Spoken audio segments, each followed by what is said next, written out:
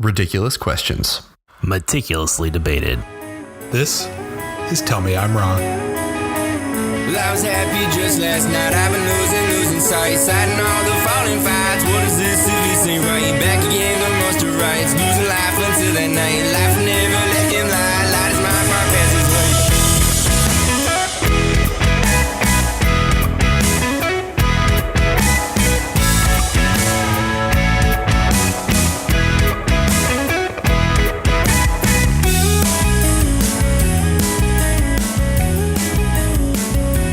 Hello, everybody, and welcome to Tell Me I'm Wrong. I am one of your debaters today, Josh Ballard.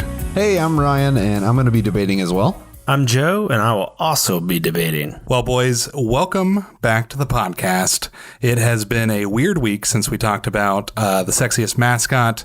And to keep the tradition alive of sexy topics, we decided this week we're going to talk about Kentucky's favorite spirit, and that is bourbon. Something that we've all enjoyed while recording this podcast on many occasions, and something that is very important to us. And to make it even better, it is actually Bourbon Heritage Month. So for once, we are topical. We're not, doing a Taylor Swift topic like 8 weeks after Folklore comes out. We're not like lagging behind the times. We are on it this time. Well, it makes it seem like we thought about it in advance, being Bourbon Heritage Month and stuff like that. But I mean, maybe we should just let them think that we did, that we are getting good at this. It wasn't on the plan for you to actually spoil that. It definitely wasn't a coincidence. We're definitely playing this in advance. Yeah. And it was definitely us just being smart for once. We're super professional and always think about these things way in advance. I definitely planned this in advance. When Josh texted me this morning and told me we're doing a podcast about bourbon, I got ready as quickly as possible. Okay, well, there was a little bit more planning than that, but that's beyond the point. Now, look, if you've listened to this podcast long enough, even though I'm a little bit of a snob, I'm not a bourbon expert. Ryan's not a bourbon expert. Joe's not a bourbon expert. In fact, we all have the palates of a 5-year-old when it comes to bourbon. Well, hopefully they're not drinking bourbon, but that's beyond the point. So we decided we would bring in somebody who does know what they're talking about, a fellow resident of Lexington, Kentucky, a bourbon aficionado, a raconteur, a husband and soon-to-be father. Can you spell raconteur? I can. Can you, Joe?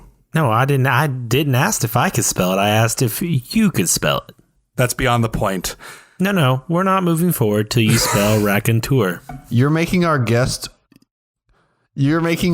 wait while Josh spells raconteur. I think he would want Josh to spell raconteur. I don't think that he does. Actually, let's ask him ourselves.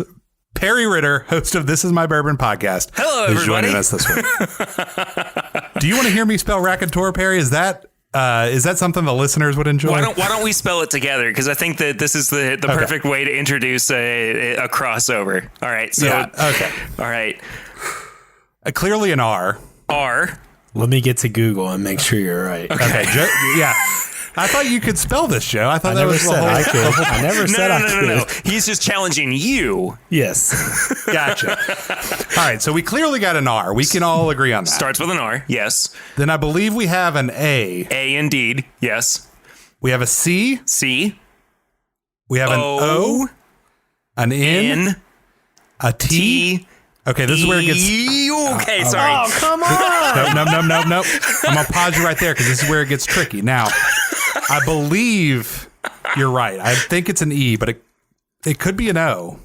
Dear listeners, I am so sorry. When we decided to have a guest on the show, I really did not think that we would end up in a spelling competition for words that you don't care about. So hopefully at some point we will get back. You say that, Brian, like I'm the first guest on the podcast. Oh, no. Listen, we've had some great guest episodes, and I feel like you have a lot to live up to. And so, Ryan's just got your back here. He's trying not to start you off. I'm just trying to make sure people aren't like, right. They started out the episode with this guest spelling. I'm going to stop listening. Well, I did not ask him to spell. I asked Josh to spell. But let's just move forward because you guys have ruined this fun. Well, now we have to finish it. We have to finish this. This is very important. Everybody's on the edge of their seat. And maybe there is an old axiom about trying to save something for the end to keep people listening. Stop it. Finish. But we'll spoil it right now.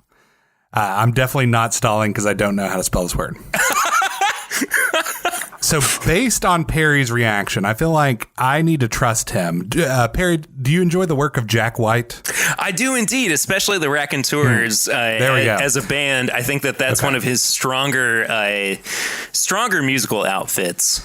Personally. How well did you do in English class in school? Oh, I mean, I was going like 98 to 99% out of spelling tests that I did. I was an English major for a little while in college. Whoa, there it is. So, there we go. Yeah. There's the pedigree. Hold on. I say for a little while, I didn't actually finish with an English degree. I finished with graphic design. So if at any point you saw yourself as an English major, I feel like my confidence level has gone up. And don't sell yourself short. Spelling is still very important to graphic design. Oh, no, it absolutely is. Who dabbles in his own right in his actual real professional job outside of this podcast. So I'm gonna side with Perry here, and I'm gonna go with E. Yes. A U and an R. Yes, that is correct. Joe? That's right. I mean, you used the lifeline. Fantastic. I'm just here for confirmation more than He anything. did yell the letter out before you said it. Okay, well, I got excited. he helped me out, and that's all that matters. So, Yeah, well, I'm glad he's here. now that we're done with our weekly bit where we spell a word for our audience, we're now going to Look forward to that next week Yeah, when we look forward to spell chrysanthemum. Oh man, I'm going to have to study up. CHRY. Everybody tune into our new podcast with Perry, Spelling with Perry. Tell me how to spell. Maybe if we do that podcast, we'll actually be able to get, that Squarespace ad or something. I don't know. This week's Spells been Bells is pursuing brought. This week's Spells Bells is brought to you by Casper Mattresses. If you can spell Casper, you get 3 mattresses for free.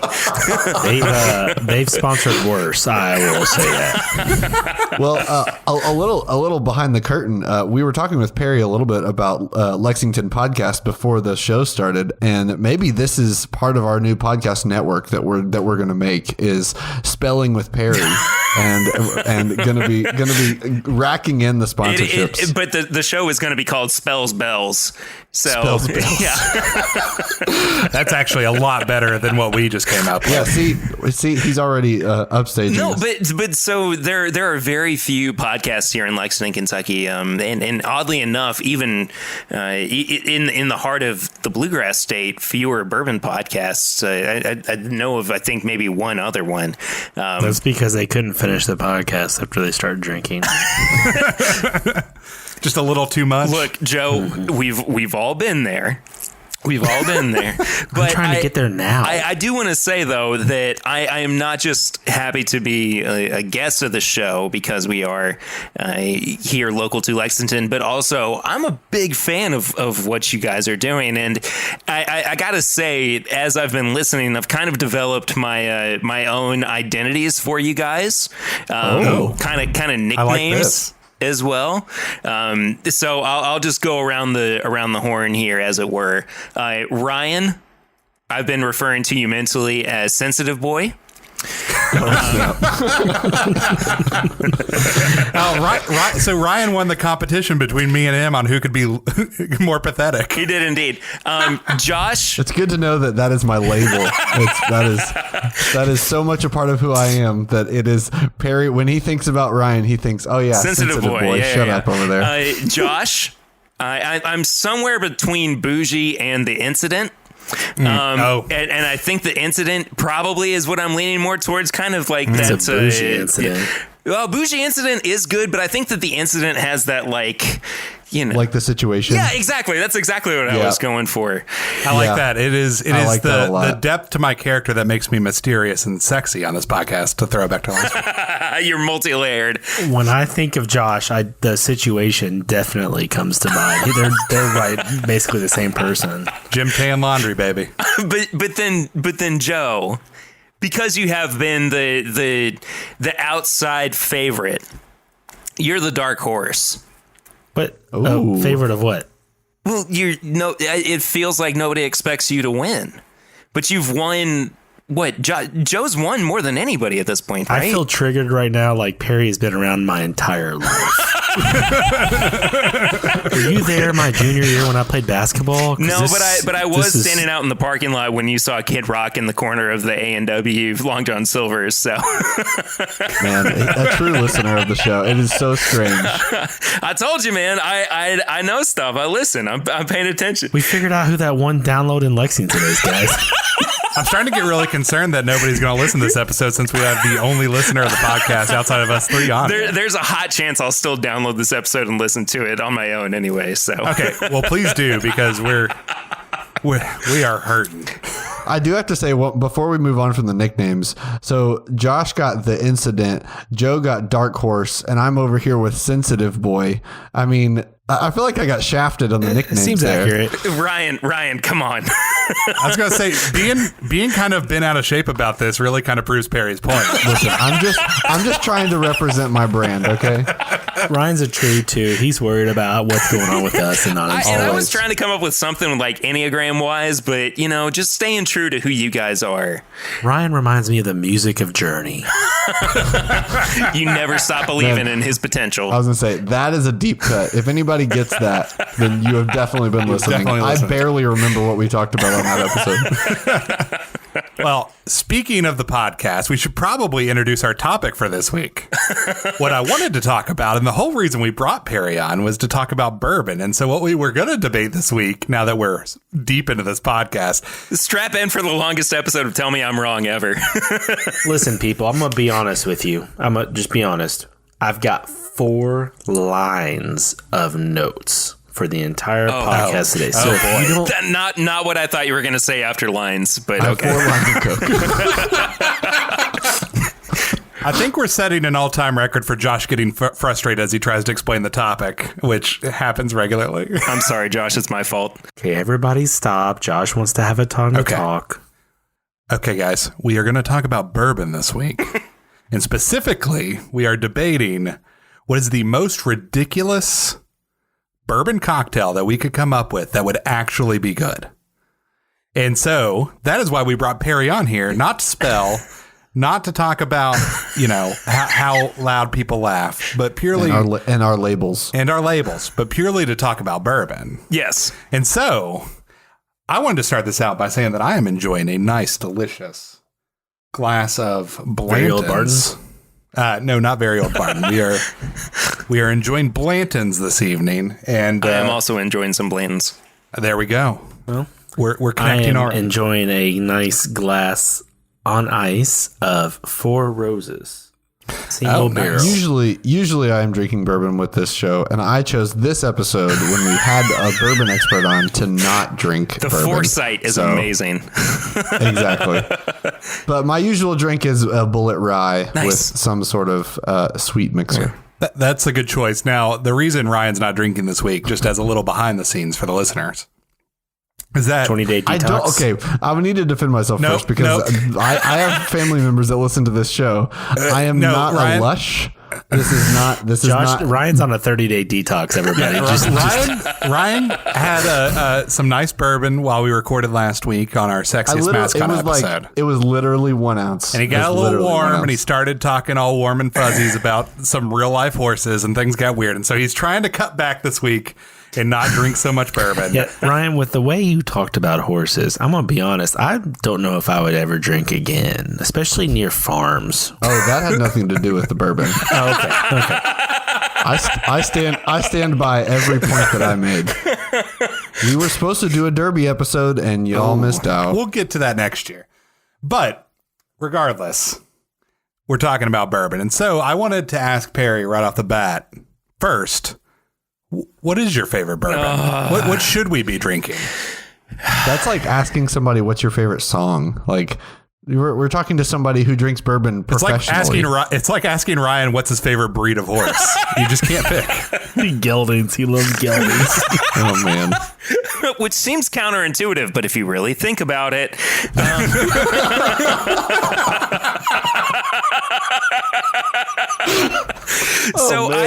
I kind of lump favorite bourbons into different categories. So there's kind of like my everyday drinker, which is what you're typically reaching for, whether it's to drink neat or put in a cocktail or, on the rocks or whatever. That for me is Turkey 101. And I know that a lot of people, and we talk about this constantly on the show too. Well, not as much as we used to, but turkey. We talk about constantly on this show too. I know. I'm a frequent listener, as I've said. So you guys know how hard it is to drink Turkey 101 after your bad college experiences where, you've gone through hazing and, people are just, going, hey, drink shots of turkey because, that's like, there's something about the common understanding that wild turkey is like, it's rock gut whiskey or it's shot whiskey or whatever. But Wild Turkey 101 is super well balanced. It's got a great age to it. It's usually about 8 to 10 years old, 101 proof. So it's going to be, if you want to drink a little bit extra, but you don't want to, it's okay. It's in a good proof range and everything. You don't want to start sexualizing horses. Exactly. If you don't want to Google Mr. Hands, which oh snap! It's been so long since I thought about that. Oh my gosh. If you're still listening at this point, bless you. Yeah. Only the true listeners are going to be able to make it through this 90-minute episode. I think I think it's my fault. I think I might have thrown everybody off, but I'm going to keep going with my bourbon recommendations. I like the energy that we've created here. But if you're going a little bit higher shelf, I like Knob Creek Single Barrel. It's age stated at least at 9 years old. It's 120 proof. It's a really solid kind of nightcap, but also, it fights COVID because it is over that 60% ABV. I don't know if you've ever mentioned that. I don't think you've ever mentioned that on the show before, but no, we tend to avoid CDC recommendations on Tell Me I'm Wrong. That's right. I'm sorry. Yeah. Well, we don't talk a lot about the alcohol content of anything. Really. Yeah. No. That's fine. And the only time we mentioned COVID was how this podcast was born out of COVID. And I can't wait to see what it's like when you guys actually get in a room together at the same time. We tried that. We can't wait either. It didn't work. But anyway, Knob Creek Single Barrel is a really affordable and commonly found bourbon. Usually about $35 to $40. Again, 120 proof, 9 years old at least. But then I like to get into kind of the special tier, which usually involves like Booker's or Elijah Craig Barrel Proof. By the way, Elijah Craig Small Batch at 94 proof is what I really like. That's kind of my alternative to Turkey 101 as Daily Drinker. But Elijah Craig Barrel Proof has consistently been my favorite bourbon, just kind of hands down. It's really diverse. There we go. Yeah. Can you tell I've been doing a podcast for almost 3 years now? I almost said divisive, which is the opposite of what I wanted to say. Yeah, you don't want your bourbon to be divisive. I don't even know what that would be. You must not really listen to this very much because I screw up words every episode, so it's perfectly acceptable on our podcast. Fair enough. But it's really diverse. It can be proofed down to, if you add a couple drops of water or some ice, it's still going to hold up really well. Same thing with Booker's. And people always ask, what's your desert island bourbon? Well, it's somewhere in between those two products, because I can do so much with it. But we could get into value and everything, but I think if I had to reach for one, that would kind of be my like go-to. It's Turkey 101.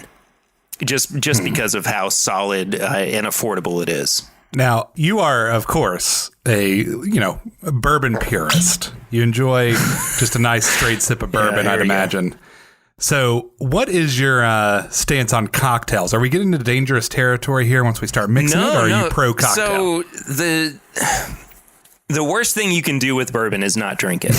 Ooh. Truly. Like that's kind of been the way that I've approached it, at least over the past couple of years. Freddie Johnson, who is a senior tour guide at Buffalo Trace. He's fantastic. He's amazing. Yeah. And he has always said the best way to drink bourbon is exactly how you enjoy it. So whether it's, on the rocks, whether it's with a couple splashes of water, with a Coke, it's just, however you want to approach it, that's the best way to do it. It's all very subjective. And there's this really great old story that a previous master distiller, at Jim Beam, Booker No, who is no longer with us, he was doing a public talk, and a woman came up to him and said, Booker, if somebody were to ask you whether or not it was okay to put the world's best bourbon into a bourbon and Coke, what would your response be? And he looked at her and said, well, ma'am, I think that would be the world's best bourbon and Coke. Man, that's a great answer. Right? Like, so I it's totally okay for me to put like some 30-year Pappy into a Pepsi Max. well, there is no 30-year Pappy, but sure, whatever. I mean, I don't know. As you can see, we are bourbon experts on this podcast. You're gonna get letters, and I'm trying to avoid that. But yeah, I was gonna say, send your tweets to Perry. Please, not to us. It's not at my bourbon bot or anything. Yeah, but so there is one cocktail that I've had with bourbon that comes to mind that probably is the wrong way to drink bourbon. And this came after a night of drinking with my father-in-law and his good friend, and we were just creating ridiculous cocktails. And there came to a point in the night where we were like, we need something to soak up this alcohol. And my father-in-law pulls out cans of Spam. Oh, no. And I was like, and excitedly, because again, I was drunk, I went, I've never had Spam before. And so, we fried some up, and there was some leftover Spam. And I don't know if you guys know this or not, but egg whites are commonly used in whiskey sours to create a frothy, the foam. Yeah, like a foamy cocktail. And it for whatever reason struck us as a great idea to make a bourbon, egg white, and Spam cocktail with the leftover Spam. Well, Spam and eggs. This makes the cocktail that I came up with seem way more appetizing. No, yeah. See, here's the thing: you guys are coming up with cocktails that are, achievable and drinkable. In this case, it's very much the opposite. In theory, of course, but this is very much the opposite. Where after a night of drinking, we were all just deciding that it was okay for us to experiment with something that would be shunned by the gods above, the bourbon gods above. The bourbon gods? The bourbon gods. But anyway. Do you think we've danced around enough to start introducing some of our cocktails, or should we continue to banter? I would love to hear some cocktails. I was going to say, I've been sipping on the straight bourbon, but I could go for a cocktail right now. So I think we should maybe pitch some ideas to Perry here. So some parameters that we set up before we actually did this was it took us a bit. It took us a bit, but it needs to be ridiculous. It needs to be drinkable, like could actually be good in theory. Now Perry will tell us if it's actually sounding good, since he is the we'll give him the taste expert tagline on the show. That's your nickname, taste expert. Oh, great, fantastic. And Textpert. and we'll pitch you our cocktails and try to sell you on why this should be added to the menu at a bar, to make it home, whatever it may be. You have to pick the best of these ridiculous cocktails. So I'll leave it up to you. Who do you want to hear from first? You know what, Josh? Because I would like you to refer to us only as our podcast labels. Excuse me. Sorry. The incident. I think I'm going to refer to, in this case, Dark Horse first. Giving him the edge, giving the Dark Horse the edge. See, I know that he usually comes out strong towards the end, so I want to see how he does up front in this case. There's so many jokes that are going through my head that I want to make. Listen, this is not the sexy episode. This is the bourbon that's episode. Why I haven't said anything. Okay. When it came time to come up with my cocktail, like he said, we went through a lot of things. At first, it was like the most offensive mixer, and I was doing Kool-Aid and let's see what else I did. Pickle juice. Oh. Just a bunch of different things. And then I got on milk. Oh, no. I was like, well, there's a White Russian. Maybe I could think of something along the lines of bourbon and milk, which would not be a good combo. Then we decided we wanted to make like an actual cocktail. And I was like, but I was still on milk. So what I decided is I wanted to make a cocktail for the health-minded individual. This is the Chris Traeger cocktail. Yes. You know, the go-to beer for the health is the Mick Ultra. It's like everyone who's a CrossFit person or I'm trying to lose weight or watch my figure, they make Ultra. So I decided I was going to make a cocktail with that person in mind. And the name of my cocktail is the Power Hour.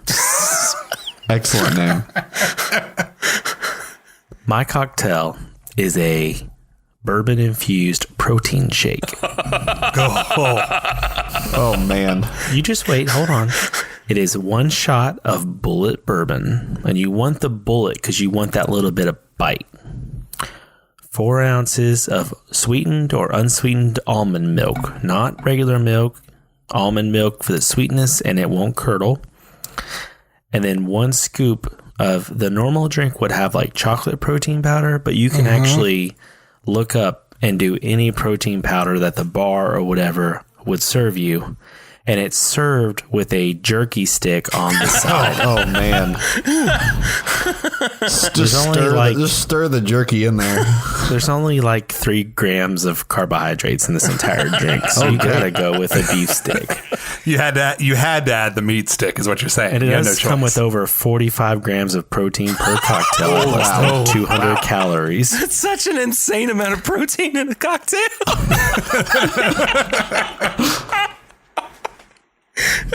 Well, the protein that I use to go with it is 42 grams. This ain't your daddy's mingy. This is No. So the flavor profiles of this are great because you can alter or change it depending whatever mood you're in or what type of protein is choosing.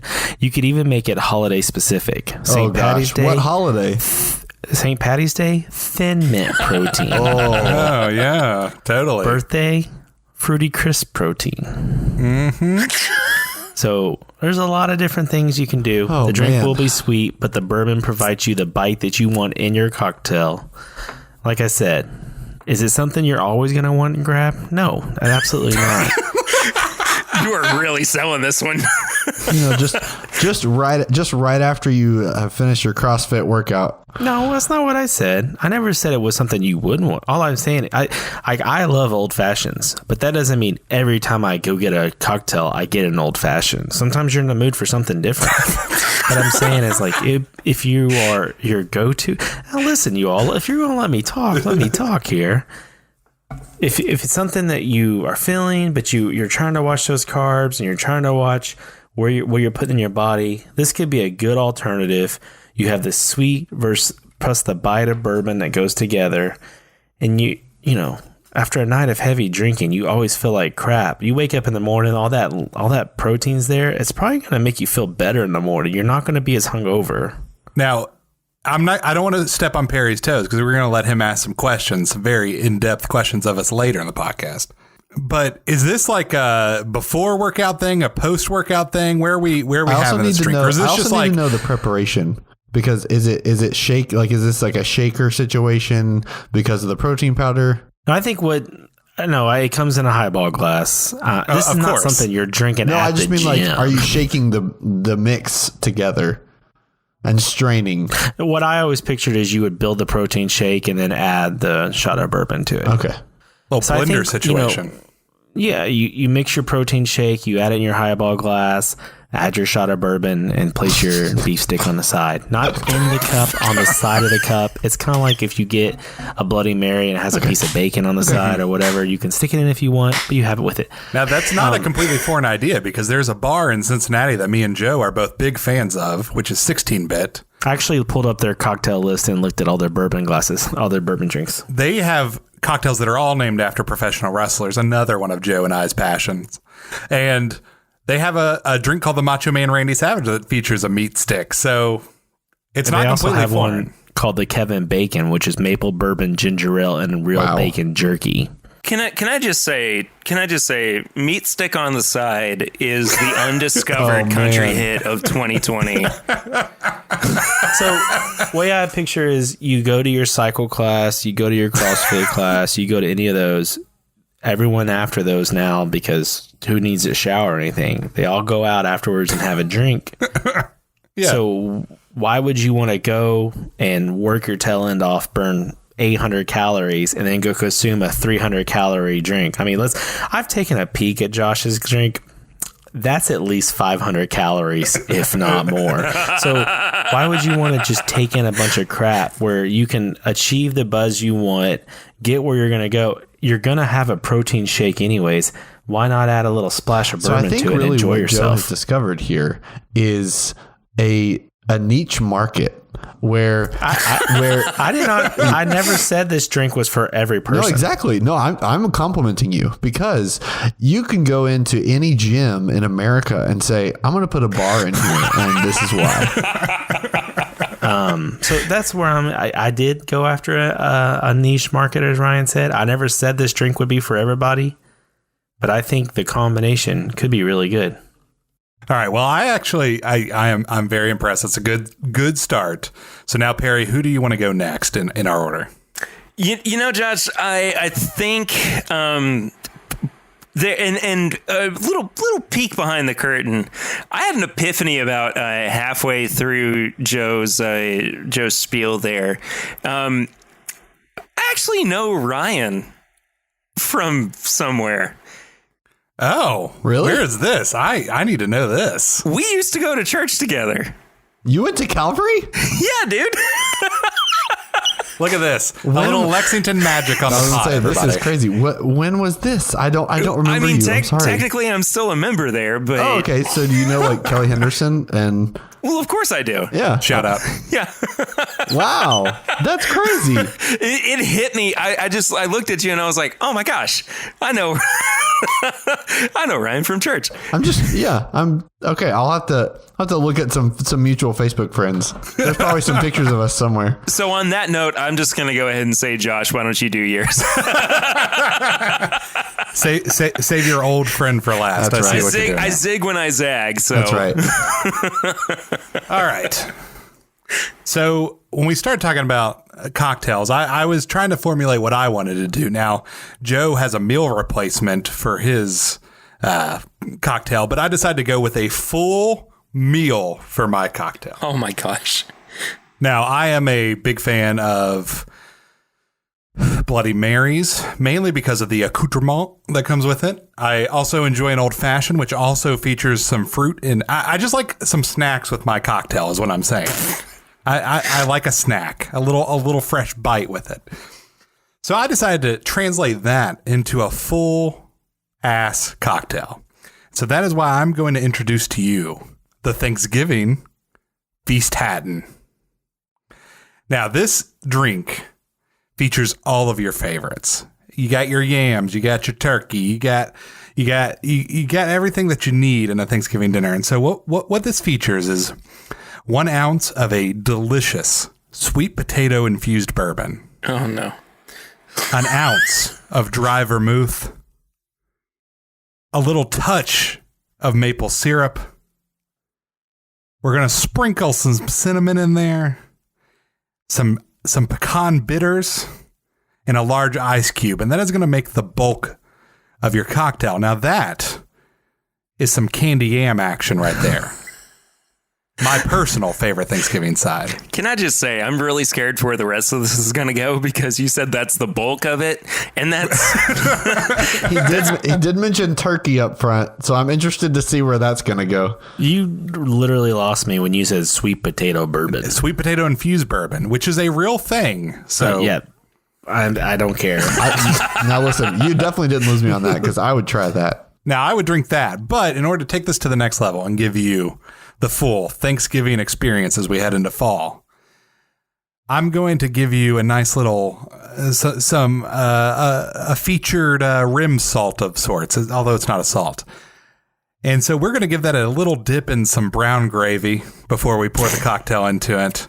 And then we are going to take that brown gravy rimmed glass and we're going to dip that into some crushed fried turkey cracklins. Oh man. A little bit of fried turkey skin. And we are going to top that with a skewer with a toasted marshmallow for your yams. And there you have the Thanksgiving Feast Hatton. I think the main thing that I am having trouble grasping in my flavor profile here is the gravy that's going to be on my lips from the rim with the turkey cracklings, and then here comes the bourbon. I see your concern, and I'm going to bring up one of my favorite things, which is a little sweet and salty action. Now, I know it's a little bit weird.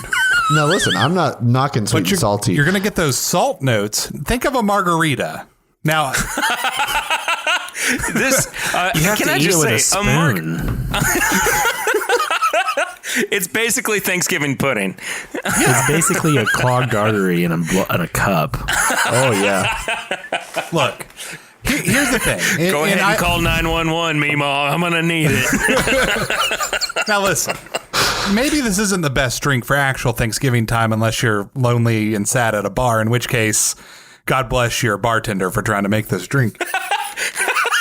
Not only that, can you all imagine how much this drink would cost? I mean, listen, like a good Bloody Mary is going to run you like $12, $15 at a place here in Kentucky. I was going to say $20. This one's probably on the 20 side. Yeah, this is at least $18.95. Yeah. How many bars have gravy, cracklings?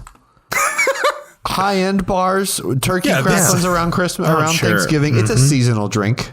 Listen, I've been to plenty of bars that have gravy on hand.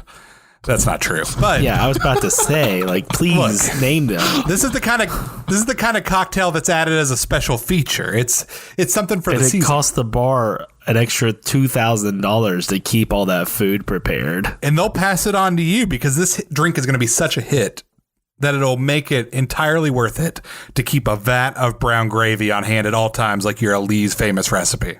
This might be less of a special feature and more of like a novelty that like the dude from Man vs. Food comes and tries to drink it without throwing up. That's and if fair. you drink the whole thing, you get your face on the board Exactly, yeah. and half a free T-shirt. Yeah. Not even a whole one.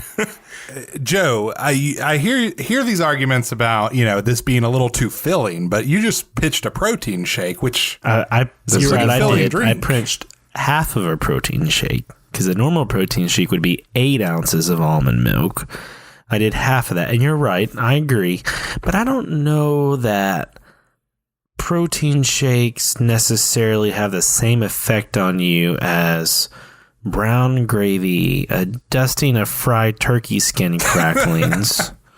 Dark Horse, you just made a face there that makes me want to change your name to the Philosopher. So, listen, listening to this show, you don't quite get the full experience of being able to see Joe's faces. He has some great faces when we're recording. Now, look, I get it.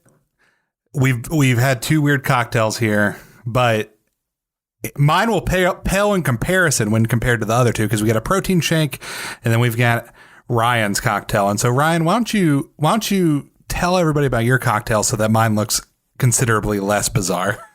All right. I leaned pretty hard. I actually had almost the same exact route as Joe. When we first started and we were thinking about things that we're going to be discussing, I got latched on to one specific ingredient. And so I decided to really just revolve around that. So my drink is called the Calamar Rye. oh no. So hopefully you can get a pretty good image. I feel like the name should evoke what kind of a drink you're going to be drinking. So I went with this Calamar Rye. You're going to start with 2 parts rye bourbon, which is my personal bourbon of choice. Wait, hold on. Do you mean rye bourbon as in it's a bourbon with rye in the recipe, or rye whiskey? Because those are 2 different things. Important question that we definitely know the answer to. Rye bourbon.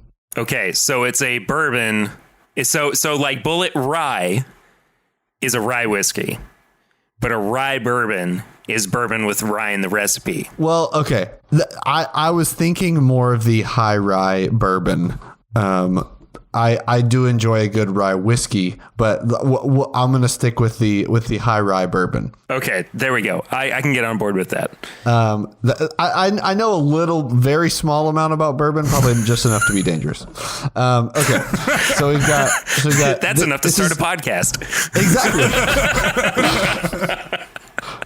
I mean, listen, we started this podcast knowing nothing, so I feel nothing like that's about anything. A little bit of a leg up. We also don't talk about anything, so That's true. Well, that's true. This is the Seinfeld of podcasts. Oh, that would be a great episode. Which kind of character would you be in Seinfeld? I don't want to do that episode because I know the answer. I'd be George. there we go. All right, you would be the moderator then, Joe. Back to the calamari. Sorry. So we've got the rye bourbon, and then what you're going to add to that is 1 part squid ink syrup. Oh, And I'm going to explain that in a moment. This is served over ice, stirred with a garnish of 2 sage leaves, and skewered over the top is a pan-fried squid tentacle. oh. The syrup, this is the most important part. I was starting to get ready to ask where the protein was because that's clearly an important part of a cocktail. Since we have all included protein in our drinks, it's the new wave that's coming in cocktails. Well, to be technical, Josh just included the skin of protein.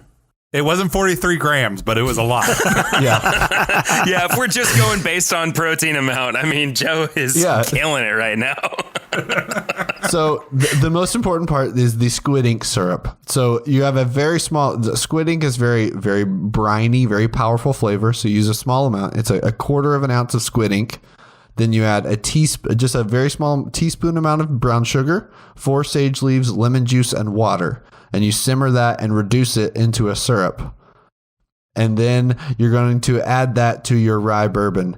So I'm playing off of the salty and sweet that Josh has gone with earlier. So we've got the brown sugar. The sage leaves gives a little bit of depth of the flavor, a little bit closer to the savory side of a cocktail. And then you add the squid ink in there as sort of a briny solution. And this is going to create a very dark, probably almost intimidatingly dark cocktail with your squid tentacle right on the top. That is a bold choice. Listen, I'm a bold guy. It's, I'm curious how that fishy taste would go with the sweet and the briny. This is definitely different than the 2 that we had. I'm also curious how many bars are able to order squid tentacles. Is that a common thing you can order? Listen, those upscale New York bars, they've got lots of resources. So you're saying that people that in the town you live in, they probably couldn't get this. Okay, Joe's brought this up multiple times. I think it's important to ask what bars have protein powder on hand? Well, you'd have to purchase protein powder, but you can go to GNC and get that. Wait, so are you implicating that you have to bring your own protein powder into the bar? The way I pictured it is the bar would have like so many tubs of protein powder on the back bar, and you'd be able to pick your flavor. I was going to say, he's pitching a bar. No, this is any bar. Actually, when I started picturing this idea, what's that one bar on the other side of McCarthy's? McCarthy's is an Irish bar here in Lexington. This has been Josh Ballard, your Lexington translator. Spider's Well. Okay, so there's a small bar on the offshoot of this bar called Spider's Well. And this is like literally when I was making this drink, I was picturing this bar. And they have the bar runs the entire length of the building. On the back wall, they have all these shelves on the back bar.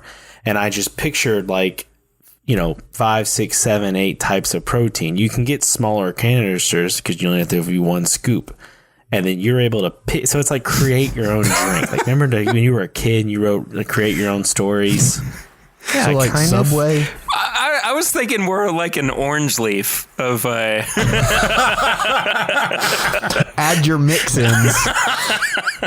Like Cold Stone with their yeah, you just you're gonna get bourbon, you're gonna get, so you just be like, I'm kind of in like I want a chocolate drink, So I'm going to go with the true chocolate protein. Okay, that is a compelling point. Well, we've got 3 very specific cocktails here. We've got one that's made with squid ink and 2 that have enormous amounts of calories and protein. Mine does not have that many calories, only 200. Okay, not that many calories, but a lot of protein. And so in order to take time to digest all those calories and protein, I think we should head to the moderator's office, pay a couple bills, and then when we come back, we're going to let Perry grill us a little bit, ask us a few more questions, and then we're going to let him make the decision for which is the best cocktail. So is everybody ready to head to the mod office? Let's go.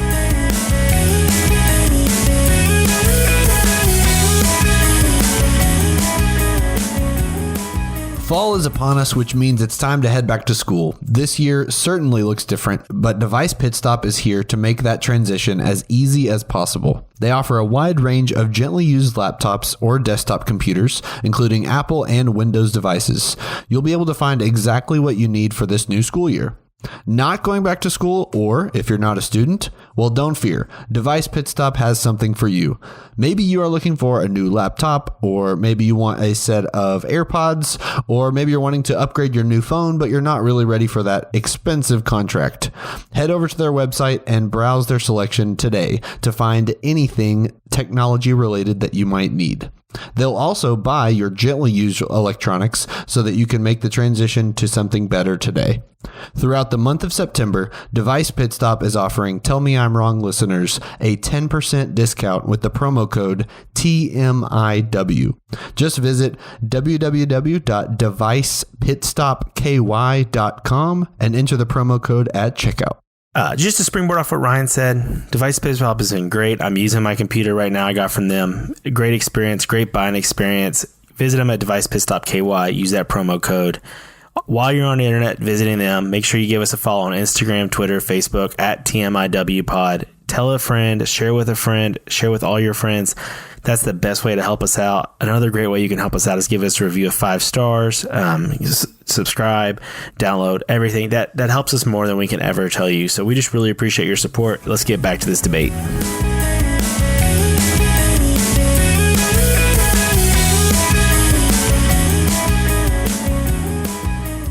Well, we are back here in the main office. We have taken care of all the business that we needed to take care of, and now we are back to the important topic at hand, which is who could come up with the most ridiculous bourbon cocktail. And so what I want to do now is I just want to hand our entire podcast over to Perry. This is my Tell Me I'm Wrong, or whatever you want to call it. That's a long title. This is my Tell Me I'm Wrong bourbon podcast. So you are going to be the host of that, and I want you to grill us, ask us whatever you need to know in order to make a informed decision, because that's all that we do here on Tell Me I'm Wrong. He's by far the most competent of the 4 of us to handle the podcast, so it's probably in our best interest to give it to him. For sure. This is only our 20th episode, which congratulations on 20, everybody on this podcast. Hey! Perry's done 8 million podcasts at this point, so he is much more qualified to do this than we are. Just everything blends together after this many episodes. Anyway. Oh, humble brag. Yeah. So you guys have all 3 introduced, really very different cocktails. Yeah. The thing that at its core, yes, it does include bourbon or maybe rye. I'm not really entirely sure. Some of you guys seem to be a little shaky on the details. Listen, but we're not experts. Here's my issue with some of it. My favorite thing about a bourbon cocktail is that the bourbon is still predominant in the flavors, right? So whether it's something like a Manhattan or perhaps a Feast Hatton. Oh, Feast Hatton. Ooh. All right. Josh, you're scoring points here. You guys you can't see my scoreboard, but I definitely have things going. No, I'm just kidding. I just want to see Josh walk up to a real bartender and go, "Can I have a Feast Hatton, please?" Will somebody please escort this man out of the bar? The bouncer would just come immediately grab Josh. Yeah. But there is something to be said about a really well balanced cocktail. So I'm actually going to start with Joe here. You in your ingredients,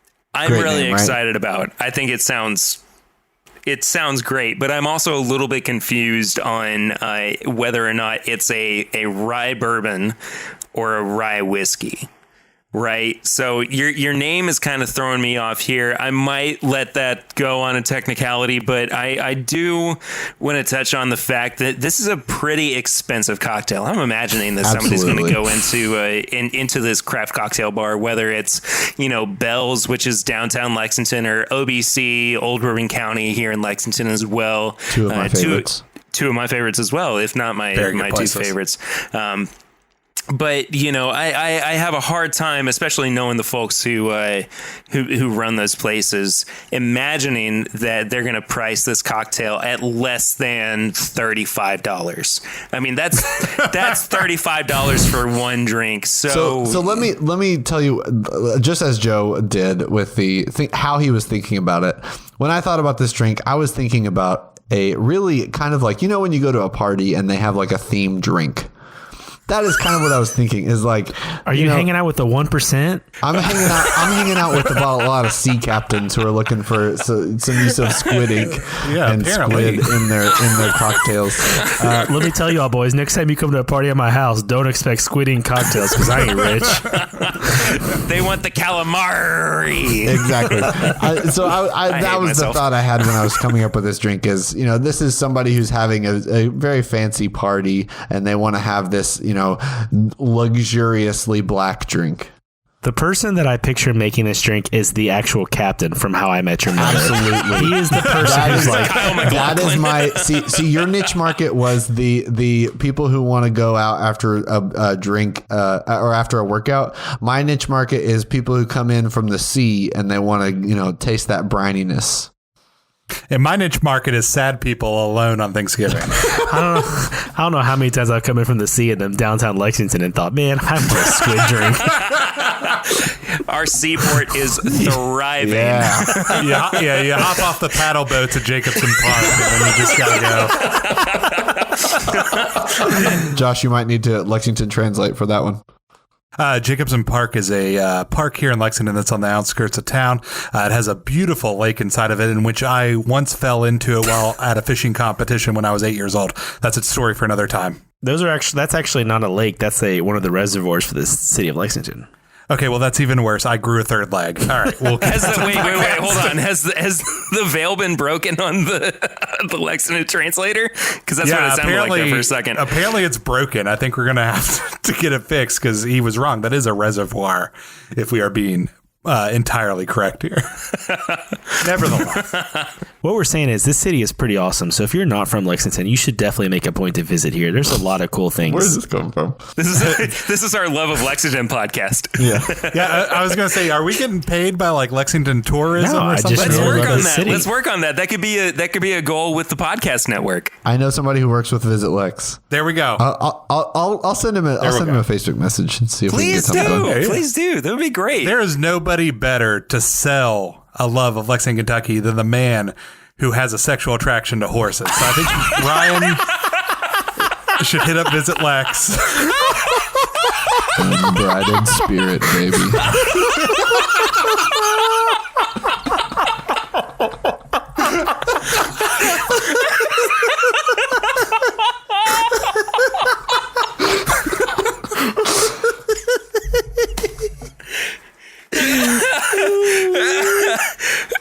I hope you leave all this in. I hope you leave all of this in. Please do. What a mess. What a mess. We're a mess. We needed a director's cut of this episode. I know, clearly. I'm going to have to make 2. We got to start a Patreon just to do this episode. Oh, my goodness. I'll put it on my Patreon, if nothing else. There we go. So the big question, though, that I have for you, Ryan, is how the heck are you going to offset this cost? Because you are basically bringing in exotic ingredients for a cocktail that is going to be available on a fairly regular basis, right? But if you're introducing, say you're at a fairly high-end cocktail bar, you're not going to be able to win it back with, some bruschetta or with a quinoa salad or something. You've got to find something that's going to draw people in so that your $35 cocktail is actually going to be feasible for your bar. So what are you thinking as far as cost versus whatever it is? See, here's benefit? the thing. I'm just not going to pay my bartenders.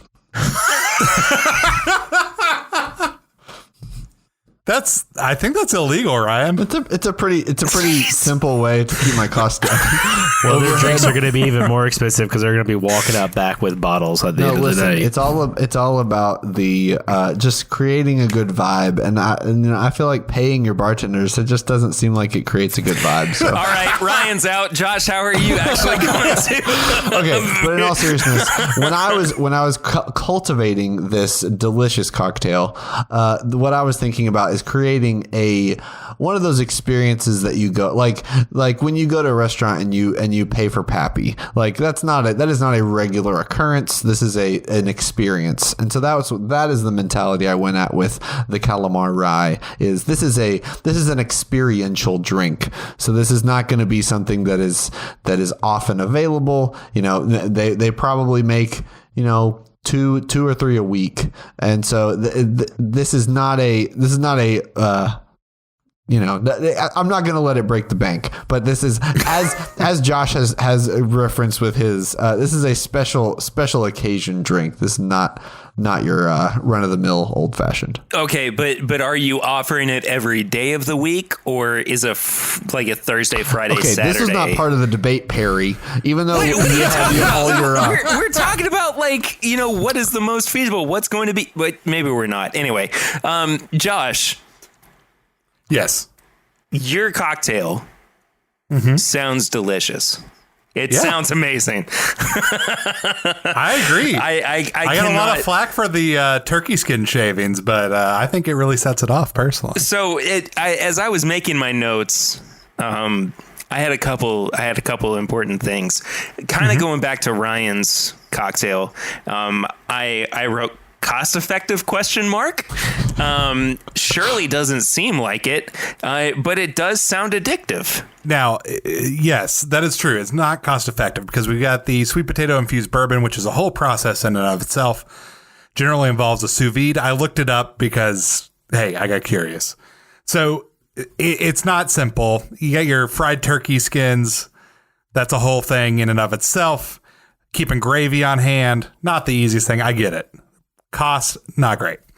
Now, this is the type of drink that people aren't going to order as soon as they get to a bar. They're going to see it and they're going to go, who the hell would order that drink, the Thanksgiving feast had? And then they're going to just drink and drink and drink, and they're going to enjoy all the other delicious, normal cocktails at my bar.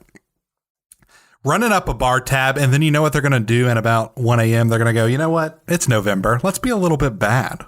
And they're going to get the Thanksgiving feast had and brought to their table, and they're going to pay an inordinate amount of money for it. But they're going to be happy because they just got a full meal in glass form. And so that's how I'm going to pay for it. I'm going to get them drunk on other good cocktails and then have them pay a large price because they are drunk. I think his answer was a lot better than mine. It was. Mine is A, legal, and B, plausible. You also had more time to think about it. You think at 1 a.m. people are going to order a meal at a bar? Hell yeah, man. Have you never been to a bar? I have been, but you just mentioned Tally Ho. That was a restaurant. He is implying that going to a bar and ordering a meal in a cup. Okay, well, you're not chewing it. It is a drink. When you get the sweet potato you're infused, going to have to choose that. No. You're not. When you get the sweet potato infused bourbon, sorry, not vodka. Oh, different podcast. Whoa, wow, yikes!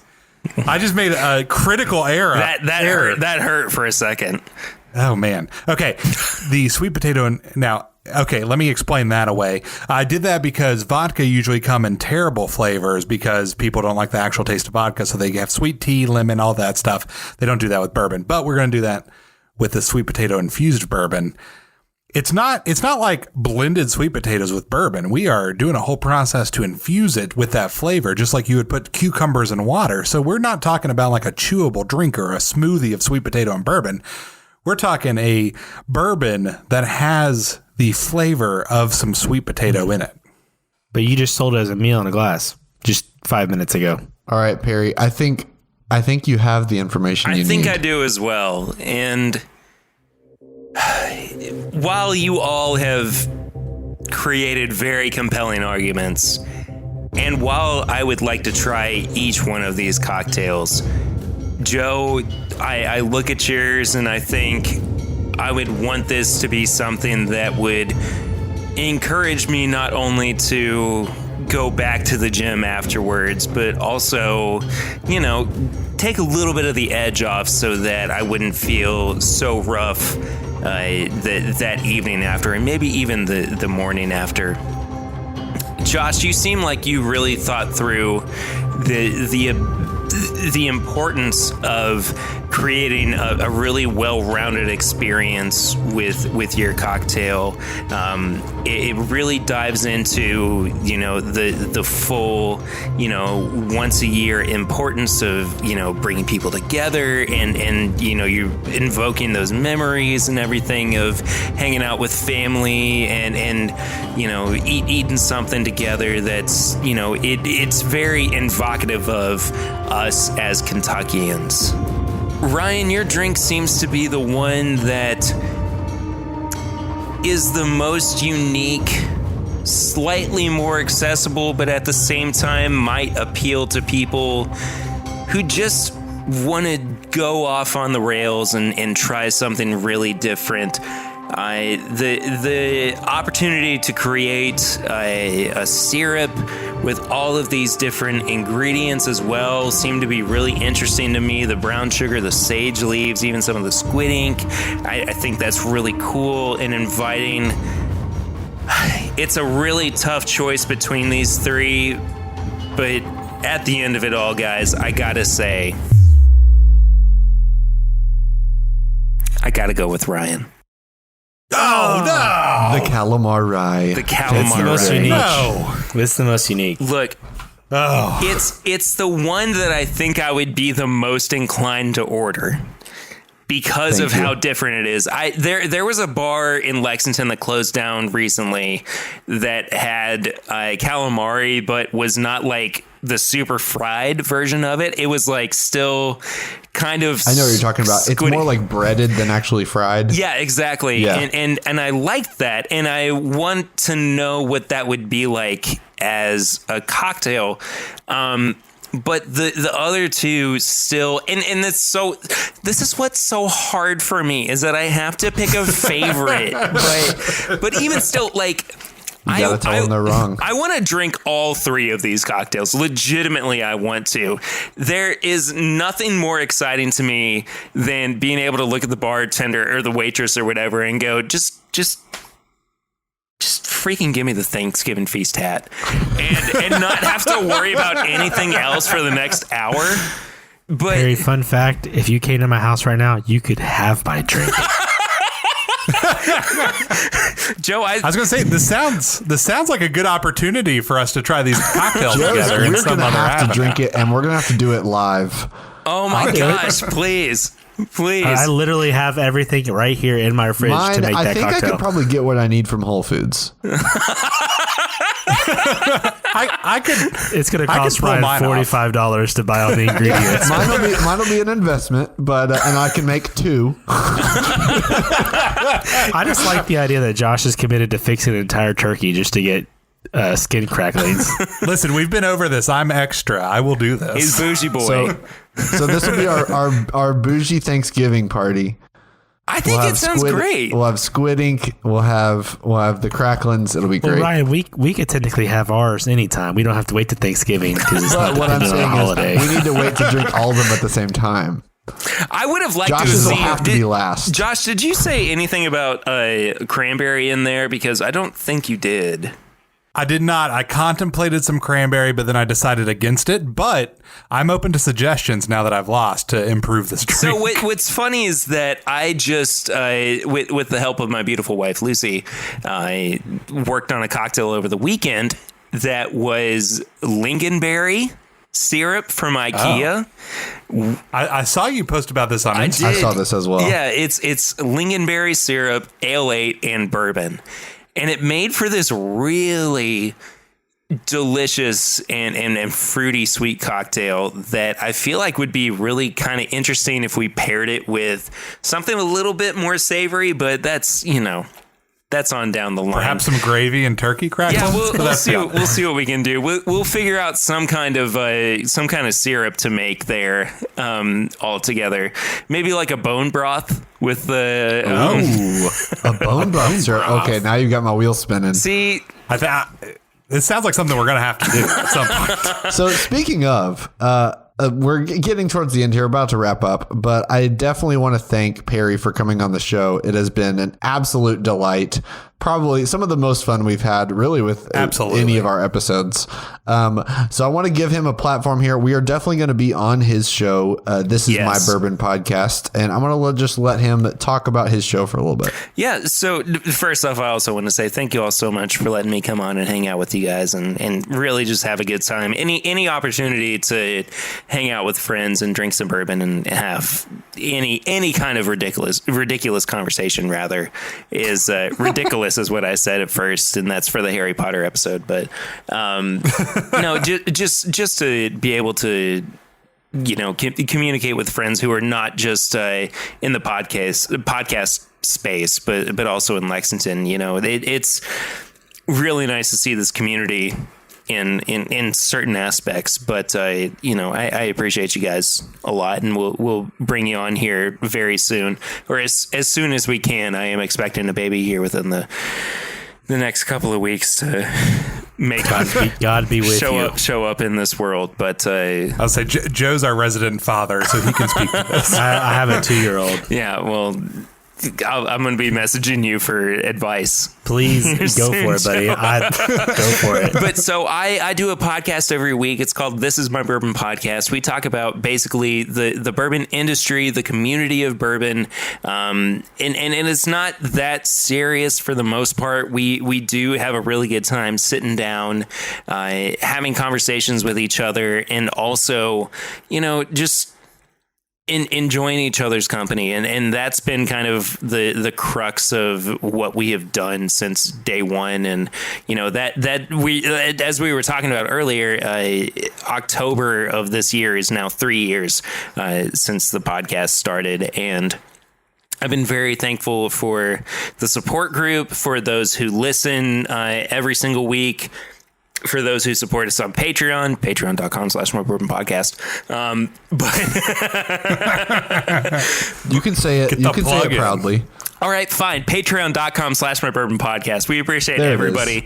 Go support our Lexington friend. Yeah, and I like to do stuff on Patreon that's not, mainstream bourbon content. I like to get really creative and fun and goofy with stuff over there, especially in the last call, which comes out the day after every episode, and you can go and check out stuff like that. But what has been so important for me, and before I wax poetic, you can find the show at My Bourbon Pod on all social media channels. But what's been so important for me is the community. And when you guys started your show, my first thought was, we need to find some way to come together and collaborate and make something bigger happen. And I know we've kind of touched on it a little bit, but I think that it should be pursued that we look at doing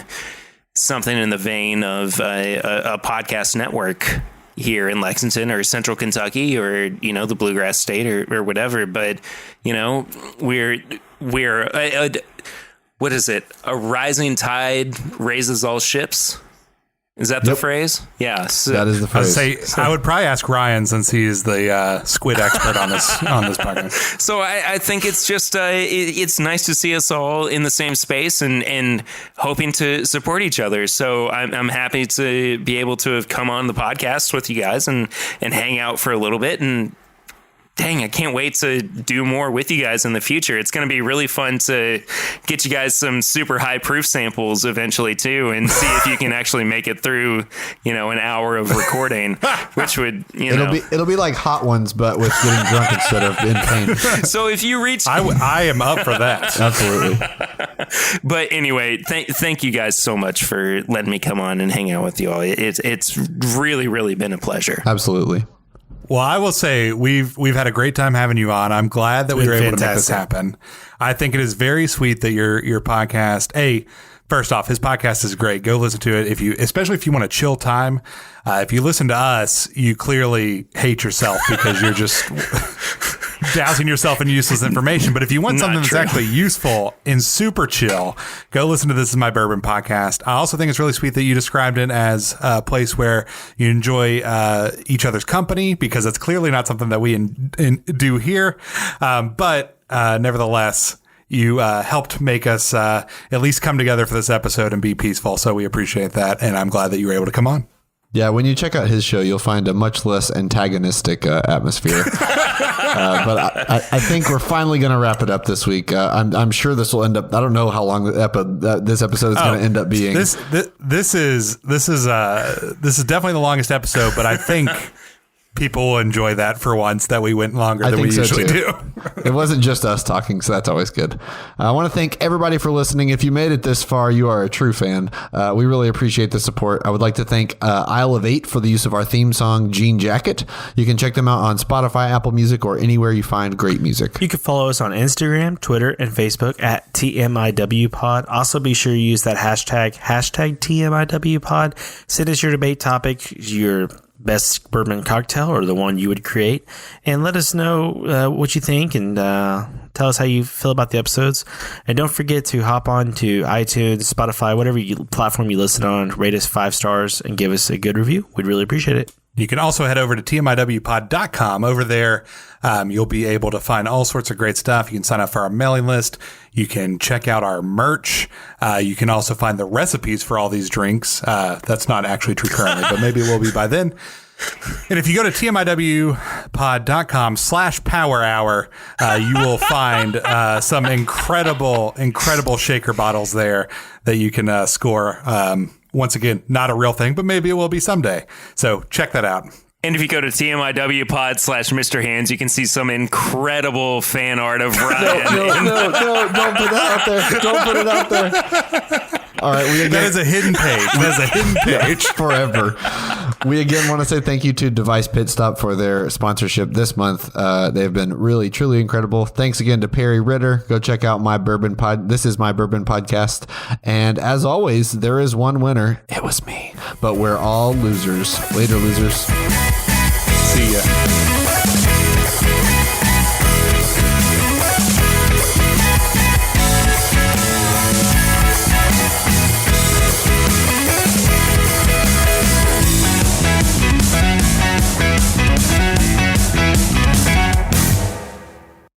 You're as smooth as Tennessee whiskey. No! You're as sweet. Stop! No! Okay. No! I'm sorry.